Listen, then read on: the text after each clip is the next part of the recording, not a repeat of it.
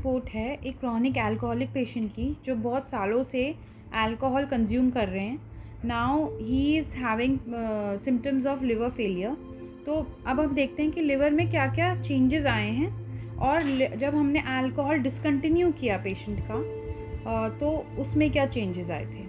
So first we'll सी bilirubin, मतलब पीलिया का जो पैरामीटर होता है जिससे बॉडी में जो पीला रंग है, आँखों में जो पीलापन है वो पता चलता है, उससे पता चलता है. So this is 5.96 and 2.01. अब आप देख सकते हैं कि रेफरेंस रेंज से कहीं ज़्यादा है. और कॉन्जुगेटेड मतलब डायरेक्ट बिलिरुबिन अगर बढ़ा हुआ है इसका मतलब लिवर डैमेज हो रहा है जिसकी वजह से पीलिया प्रोड्यूस हो रहा है. अब प्रोटीन की मात्रा भी कम है. डेफिनेटली जब लिवर इफ़ेक्ट होता है तो जो प्रोटीन है उसके लेवल्स भी कम हो जाते हैं. एल्ब्यूमिन ख़ास तौर पे इफ़ेक्ट होता है क्योंकि कुछ चीज़ें हैं जो लिवर में ही हो रही हैं. For example protein, albumin, globulin. अब वही अगर लिवर इफ़ेक्ट हो रहा है तो इन पैरामीटर्स पे डायरेक्टली फ़र्क पड़ रहा है. अब डैमेज कैसे देखेंगे? डैमेज हम देख रहे हैं SGOT और SGPT से. तो आप देख सकते हैं कि 200 और 190. That means damage is going on, अभी डैमेज चल रहा है. और फिर ALP is the direct parameter जिससे लिवर के डैमेज का पता चलता है. वो इसमें एक जो टेस्ट मैंने नहीं दिखा पाया है इस स्क्रीन पे वो है गामा GGT.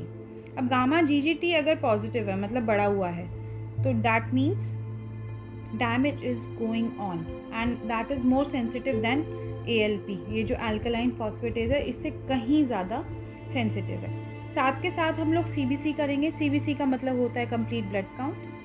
तो कंप्लीट ब्लड काउंट में हमें प्लेटलेट्स देखने बहुत ज़रूरी हैं क्योंकि जब भी लिवर में फेलियर होता है तो एक चीज़ होती है जिसको हम कहते हैं थ्रोम्बोपोएटिन.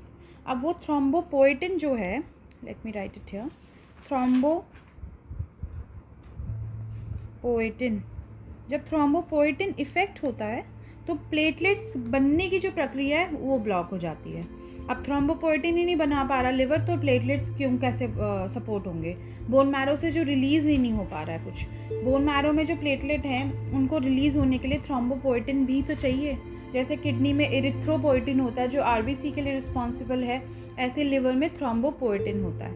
इसलिए आप देखेंगे कि लिवर फेलियर पेशेंट्स में ब्लीडिंग टेंडेंसीज भी होती हैं. कुछ सिर्फ ये कंप्लेन लेके आते हैं कि जब वो ब्रश कर रहे थे तो उनके मसूड़ों में से खून निकल रहा था. कुछ कहते हैं कि हमारे हल्की सी भी जैसे चोट लग गई तो ब्लीडिंग बंद ही नहीं हो रही है. तो इस तरीके से काफ़ी चीज़ें होती हैं.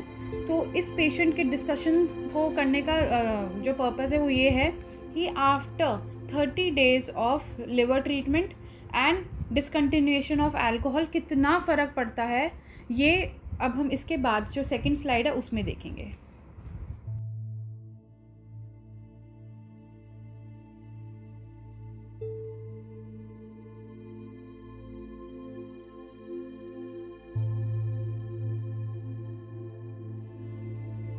सकते हैं ये 20 से 22 दिन के बाद की रिपोर्ट है जिसमें पेशेंट को स्ट्रिक्टली अल्कोहल से दूर रखा गया था.